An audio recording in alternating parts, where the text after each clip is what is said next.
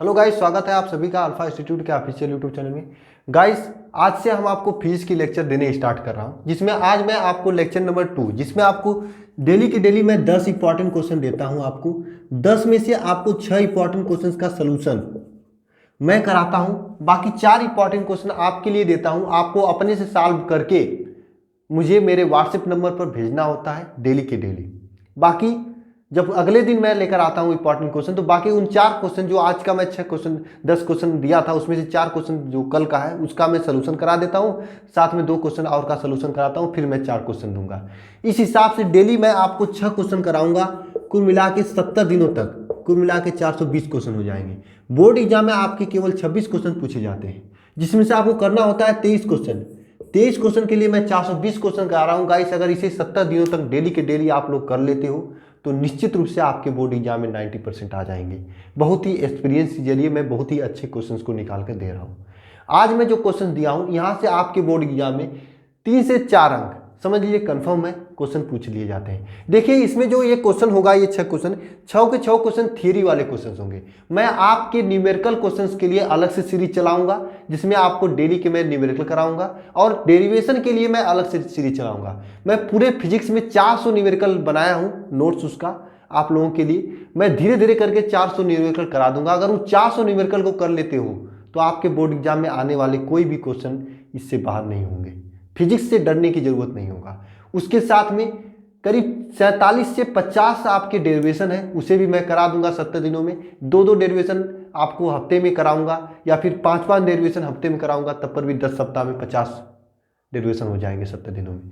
बस आपको डेली के डेली वीडियोज देखने की जरूरत है, मेहनत करने की जरूरत है। अगर आप डेली के डेली मेहनत करोगे, वीडियोज देखोगे, तो आपकी बहुत बेहतरीन तैयारी हो जाएगी। तो चलिए आज का लेक्चर शुरू करते हैं।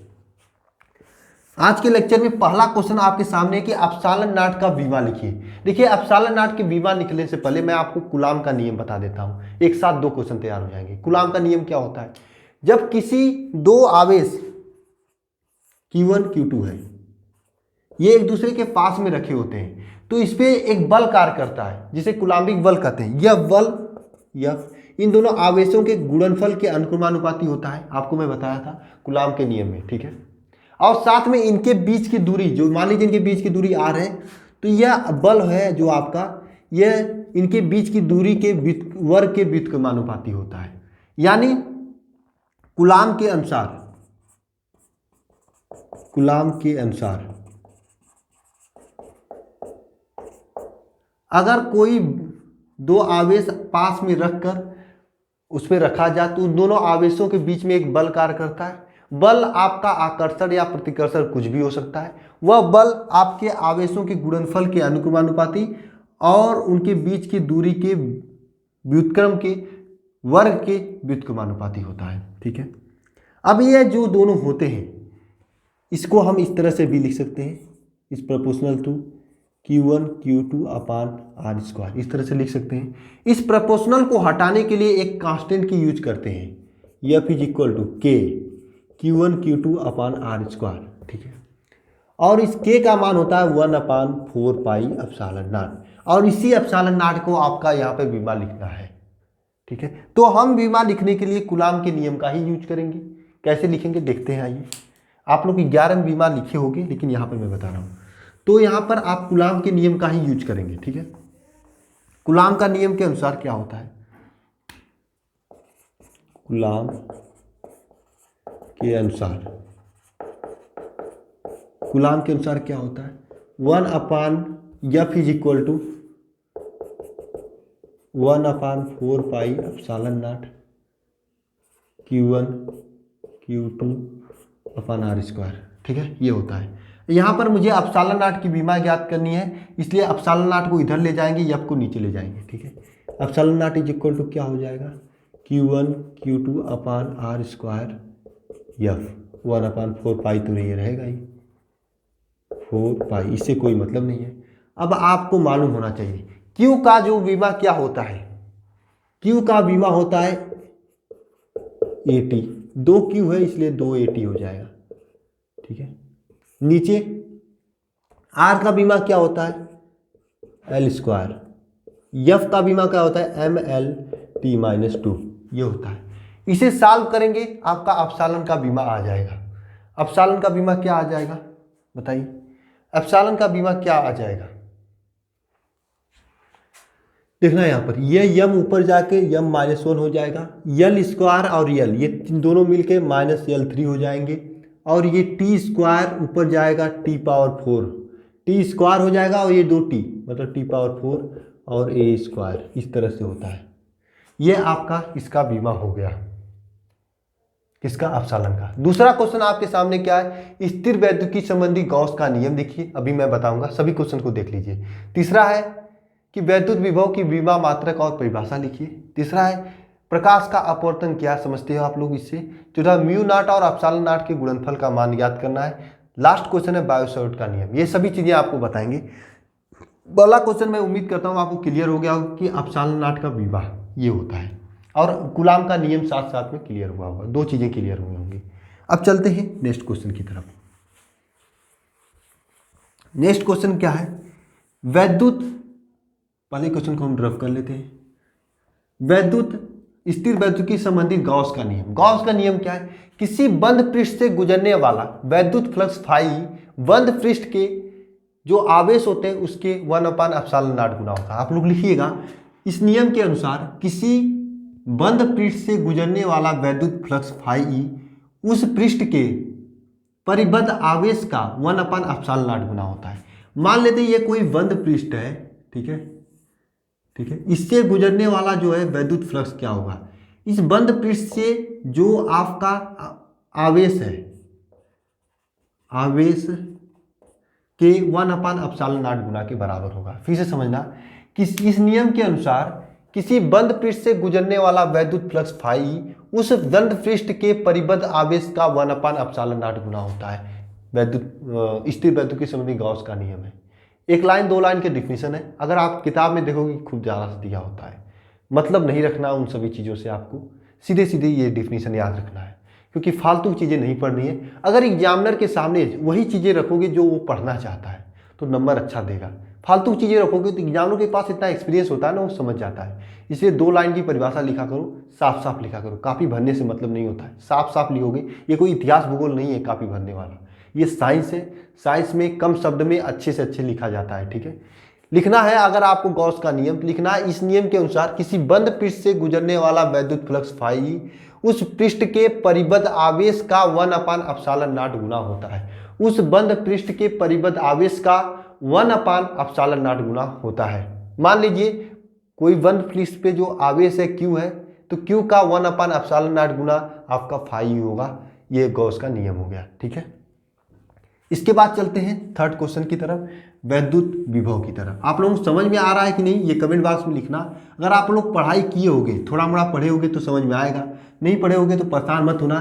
क्वेश्चन को देख लेना, लिख लेना, जो लिखने के लिए मैं कर रहा हूँ। मैं अभी आपको पूरी चैप्टर का जो थियरी पढ़ाऊँगा, जल्दी आपका इसमें प्रकाशिकी शुरू हुआ है। आज के लेक्चर में आपको मैं प्रकाशिकी के बारे में बताया हूँ, तो प्रकाशिकी जब शुरू हो गया है, इसी तरह से आपका मैं इलेक्ट्रोस्टैटिक जब पढ़ाऊंगा तो हर एक चीज़ों को समझाते चलूँगा और आपका क्लियर हो जाएगा, ठीक है। इसलिए दोनों लेक्चर में आना आपको जरूरी है, ठीक है। थर्ड क्वेश्चन आपके सामने है कि वैद्युत विभव की विमा लिखिए और उसकी परिभाषा दीजिए, ठीक है। ध्यान समझिएगा, वैद्युत विभव क्या होता है? किसी भी बिंदु पर, मान लीजिए कोई बिंदु है, इस बिंदु पर वैद्युत विभव,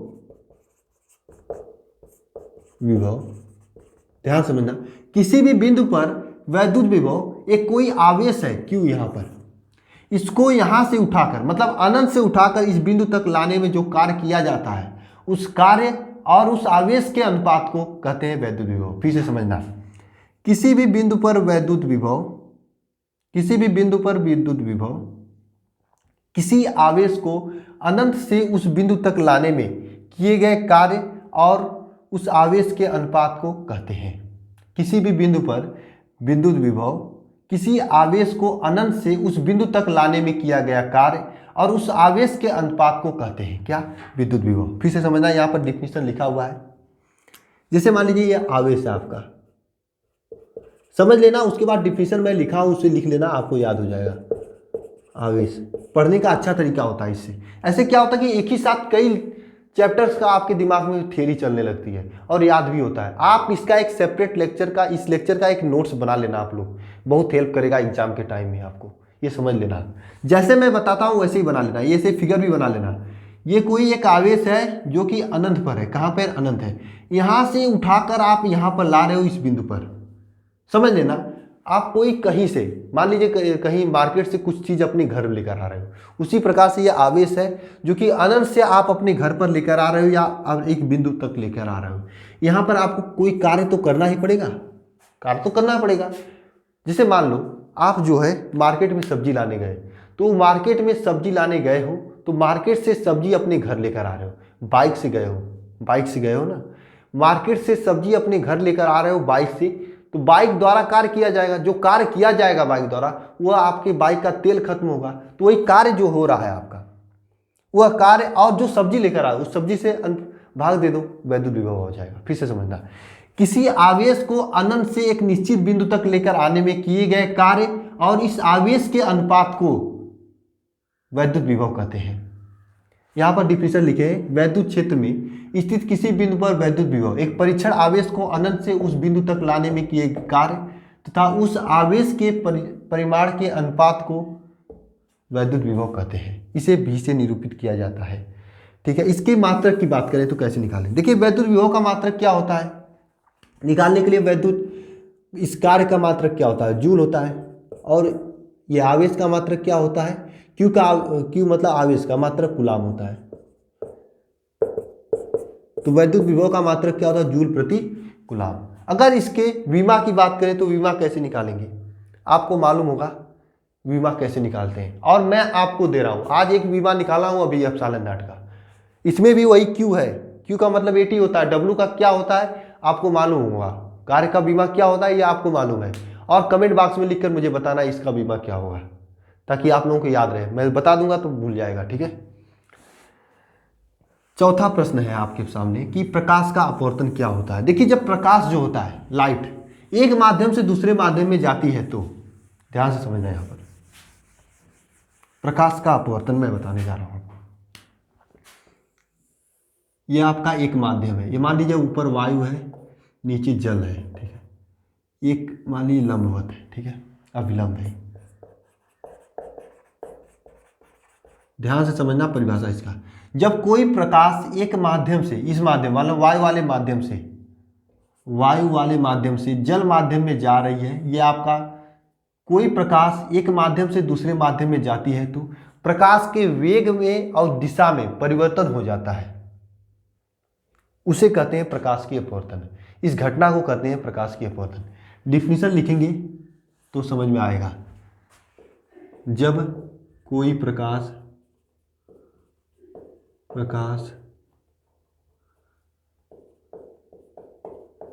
एक पारदर्शी होना चाहिए भाई, माध्यम से दूसरे, एक पारदर्शी माध्यम से दूसरे पारदर्शी माध्यम में जाता है तो प्रकाश के वेग और दिशा में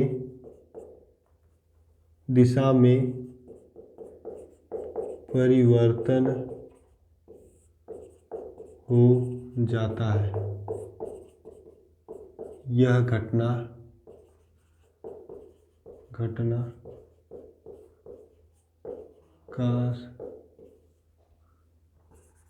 का तन का। देखिए प्रकाश का अपवर्तन क्या होता है, जब कोई प्रकाश एक माध्यम से दूसरे माध्यम में जा रहा है, वायु से जल में जा रहा है, तो प्रकाश के एक माध्यम से दूसरे माध्यम में जाता है तो प्रकाश के वेग और प्रकाश की दिशा में परिवर्तन हो जाता है। इस घटना को कहते हैं प्रकाश का अपवर्तन। समझ में आया कि नहीं आया। जब कोई प्रकाश एक माध्यम से दूसरे माध्यम में जाता है तो प्रकाश क्या वेग और दिशा में परिवर्तन हो जाता है और इस घटना को कहते हैं प्रकाश का अपवर्तन। डिफिनीशन लिख सकते हो कि नहीं, सामने लिखा है, लिख लेना, कोई गलती नहीं है, अच्छे से लिख लेना, आप लोग याद हो जाएगा। प्रकाश के अपवर्तन के दो नियम होते हैं, ये सभी चीज़ें आपको एक बार और बता दिया जाएगा। अगर आपको आ रहा है तो लिखकर मुझे व्हाट्सएप कर देना, मैं देख लूँगा। यह आपका क्या है, आपतित किरण कहते हैं, किरण जो प्रकाश इस पे आपतित हो रही है, ये क्या है, अपवर्तित किरण, किरण, ये अपवर्तित किरण है। यहाँ पर एक कोण बनता है जिसे आपतन कोण आई कहते हैं, ये अपवर्तन कोण इसे कहते हैं आर। ठीक है, इसे इसके दो नियम होते हैं, क्या होते हैं, प्रकाश के अपवर्तन के दो नियम होते हैं। मैं नियम आपको बोल के बता दे रहा हूँ लेकिन लिखाऊंगा नहीं, ठीक है। पहला नियम क्या होता है कि आपतित किरण, अभिलंब और अपवर्तित किरण तीनों एक ही तल में होते हैं।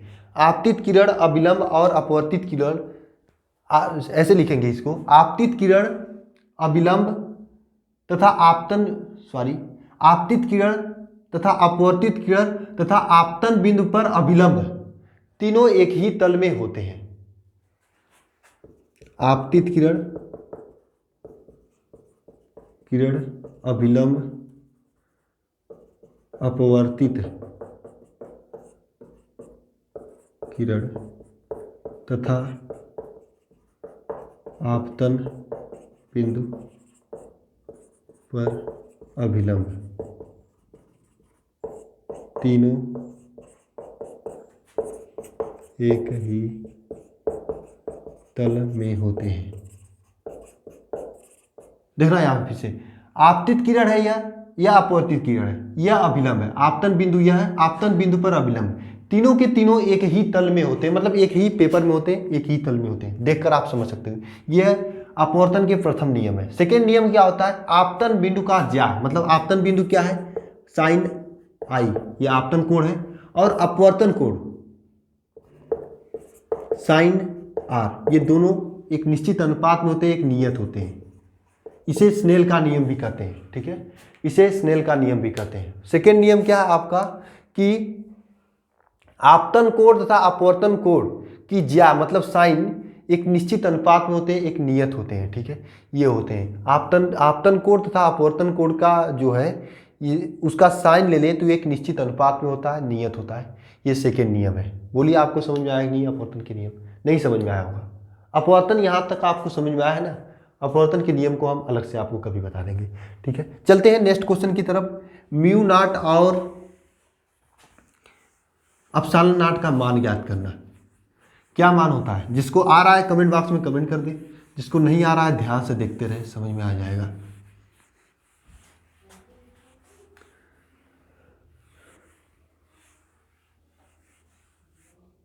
क्या है म्यू नॉट, म्यू नॉट का मान क्या होता है, आपको मालूम होगा। म्यू नॉट को आप लिखते हो 4 pi into 10⁻⁷, 4 pi into 10⁻⁷ Newton ampere square,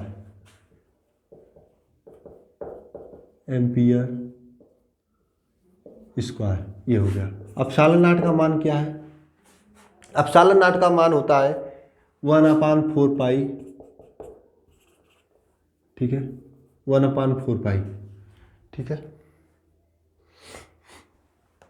इसका मान था 1/4 पाई। अपसालन नॉट का मान था 9 ×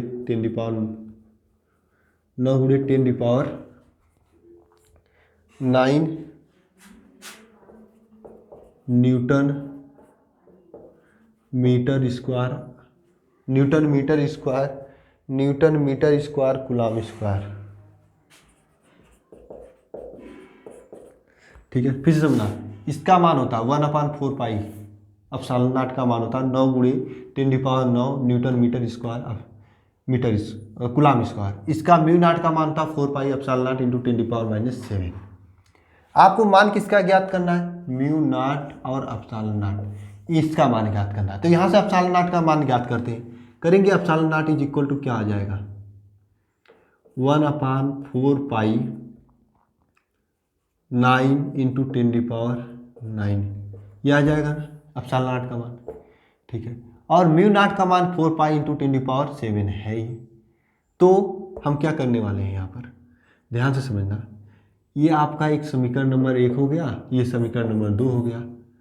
समीकरण 1 तथा 2 का गुणा करने पर, 1 तथा 2 का गुणा करने पर mu naught into epsilon naught हो जाएगा, इज इक्वल टू हो जाएगा 4 pi epsilon naught, 4 pi epsilon naught 4 pi into 10⁻7 ये तो म्यू नॉट का मान हो गया। अपसाल नॉट का मान क्या है, 1/4 पाई 9 गुणे 10⁻9, ये आपका अपसाल नॉट का हो गया।